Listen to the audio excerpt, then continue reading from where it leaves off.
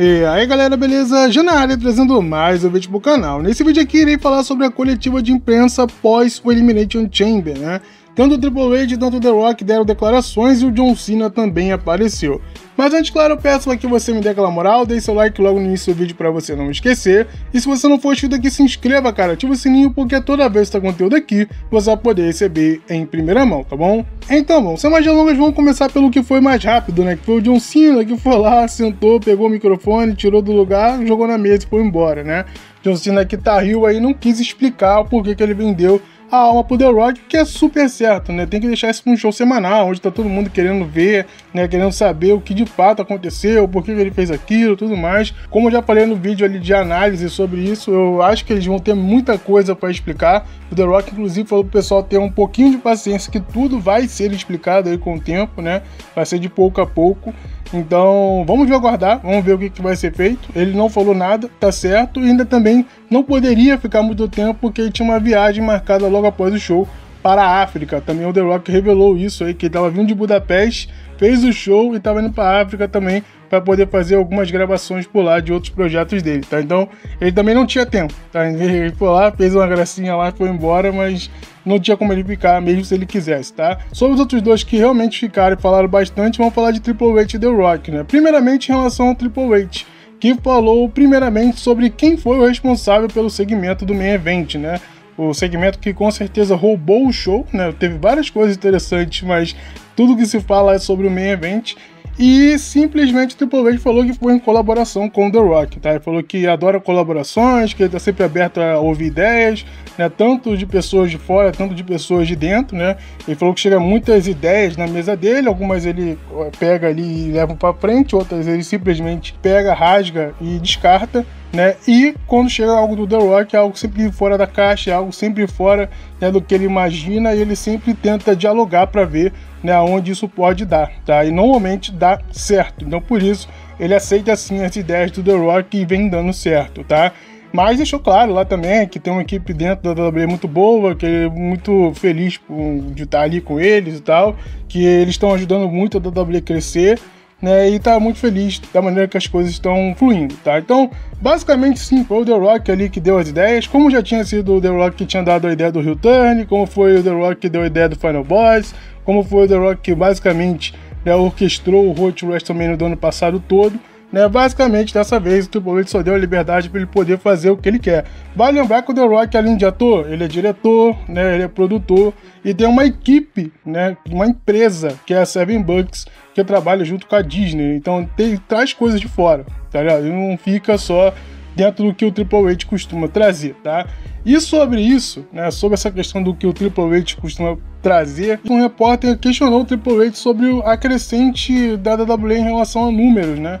Tanto em arenas, tanto em audiência e tudo mais, né? A WWE fazendo shows na Europa agora em estádio, como foi, por exemplo, esse show do Elimination Chamber, se ele não teria ali aquela vontade de começar a fazer cada vez shows maiores, né?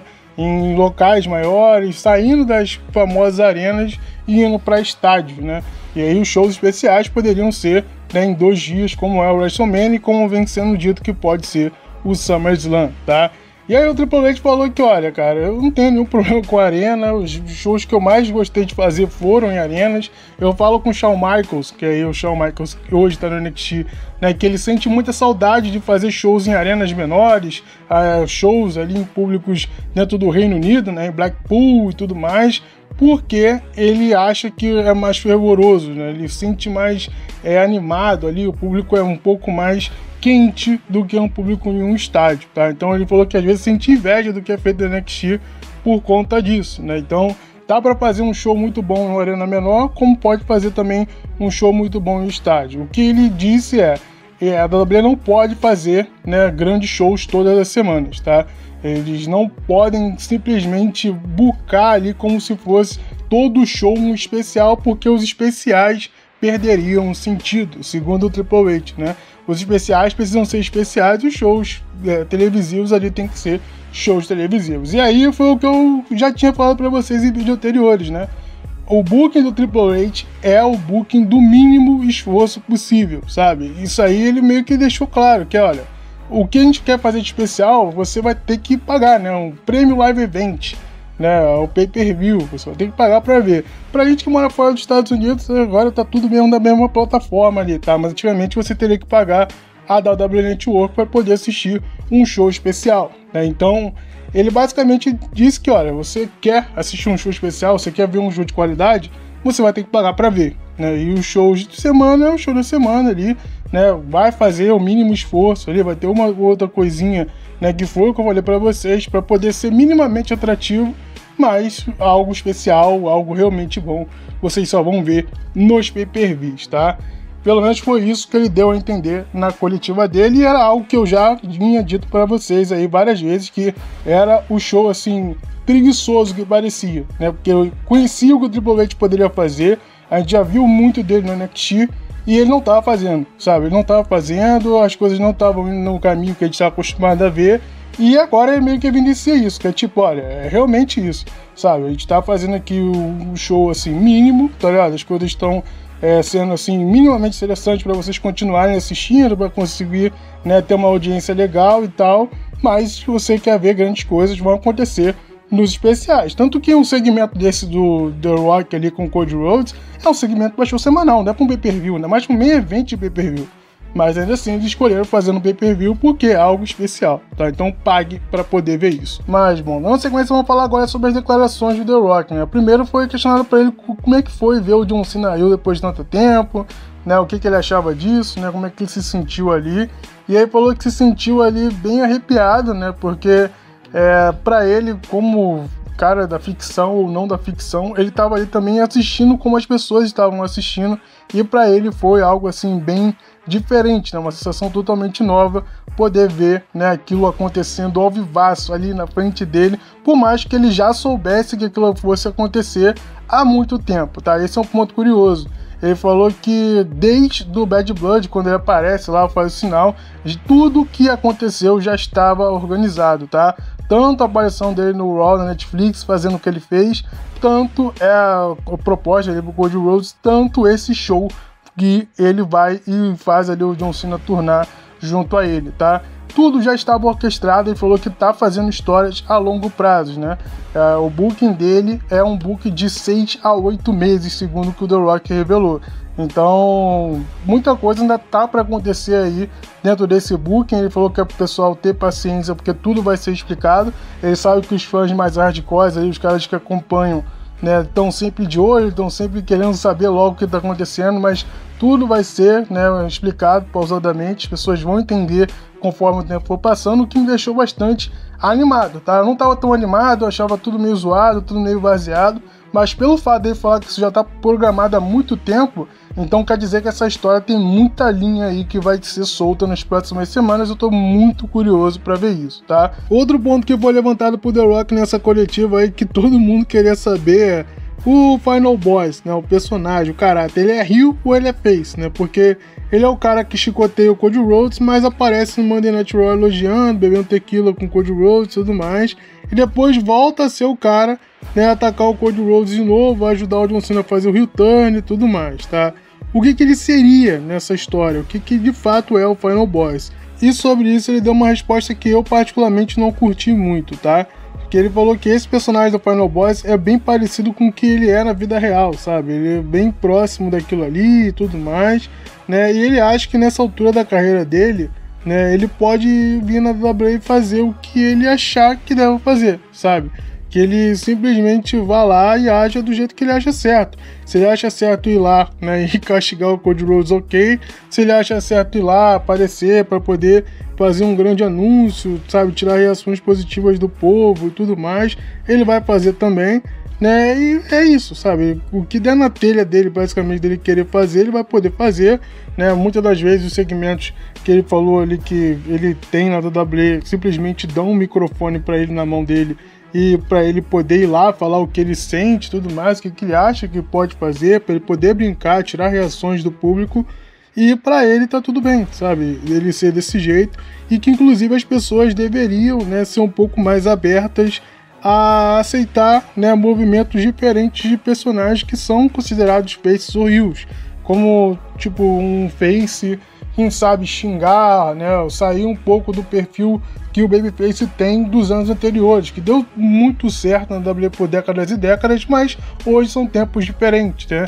Assim como o Babyface poder fazer algo legal em algum momento e as pessoas não ficarem julgando ele, né, pela atitude que ele teve, sendo que ele tá tornado face ou heel, tá? E aí eu pergunto pra vocês o que vocês acham disso, né? Vocês concordam com essa ideia do The Rock? Vocês gostam desse The Rock, né, que a gente não sabe o que vai ser do The Rock, sabe? Se ele vai aparecer e fazer, né, o que a gente espera que ele faça, que é ser o heel ali e tudo mais, ou simplesmente aparecer abraçando o cara que ele tá rivalizando. Coloque aí nos comentários, tá? Eu particularmente sou contra isso.